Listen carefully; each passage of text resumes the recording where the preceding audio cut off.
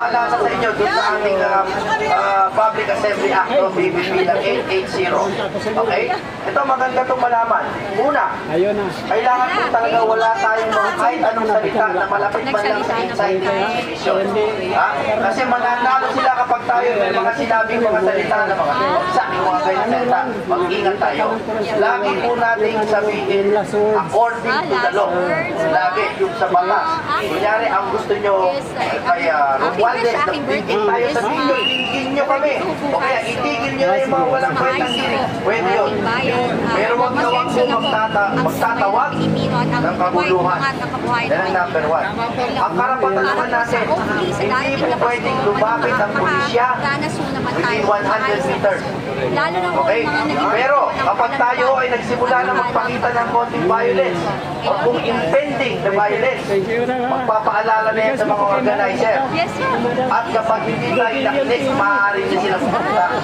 Kaya huwag tayo magbibigay ng dahilan sa kanila para lumapit sa atin. Isa pa, ang mga mababait po natin mga kapulisan, no? Kung sumusunod sa batas ay hindi pwedeng armado. Alam niyo po yan, ano? 880 yan. Okay? Hanggang batuta lang po ang pwedeng dala niyan, tsaka mga shield. Pero wala naman po silang dapat ikatakot sa atin. Tama? Ako ay nandito para mapayapa, magtulong upang ang gobyerno ay dinggin ang ating tunay na saloobin sa kanilang ginagawa. Tama? Kaya ang paalala ko po ito, two-way, dalawa po ang responsibilidad. Ang responsibilidad ng kapulisan at ang ating responsibilidad. Sila, huwag tayong gahasain, huwag tayong guruhin. At kailangan pigilan nila yung mga gustong mag-molest sa atin mula sa ibang grupo. Yun ang ginamit na salita ng batas, tumolest. Hindi tayo pwede i-molest ng ibang grupo. Katulad kanina, mukhang merong katibok. Pero huwag na natin pag-usapan yan. Gumawa ng gulo, sa atin pa isisisi. Tama? Hindi pwede yun. Hindi pwede yun. At ang kapulisan, ako po ay naniniwala pa rin naman sa kanilang dignidad, sa kanila 99% dyan. Hindi tayo guguluhin yan kung wala tayong mga seditious words. Importante po yan, ha? Pero tayo naman ay may karapatan din na hindi nila guluhin at hindi sila magpakita ng armas sa atin. Tandaan nyo po yan. Kaya yung mga salita kahit pabiro, mag-ingat tayo. Ano ba ang panawagan lang natin? Una, tigilan na po ng gobyerno yung pagnanakaw sa atin. Pangalawa, ang ninanakaw po nila hindi lang pera, kundi yung naka 32 million votes. Gusto rin nakawin sa atin. Yan lang naman ang gusto natin, napakabain pa ba natin? Hindi naman, wala nang iba eh. Una, huwag na nilang nakawin ang pera natin at gawin na lang nila yung trabaho nila. Tama? Number 2, huwag na nilang molestahin si VP Inday Sara na nagtatrabaho lang din. Tama? Okay, kaya tandaan po, kung kayo po sa pag-uwi, o kung may telepono kayo, basahin nyo yung BBP ng 880 para alam nyo ang inyong mga karapatan dito sa ating malayang pamamahayag ng ating saloobin at ating mga puot at reklamo sa ating gobyerno. Mabuhay po kayo lahat! Mabuhay! Attorney Jimmy Bonjok sa Senado para hindi sintunado.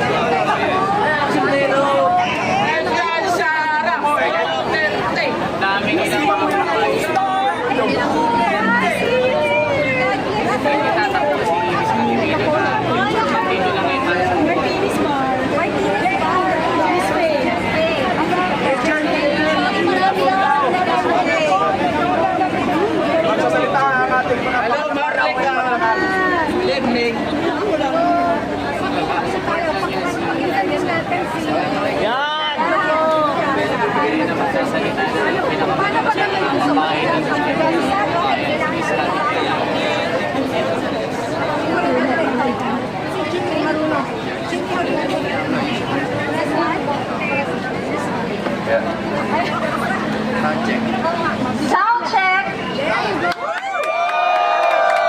Okay. Happy birthday to you.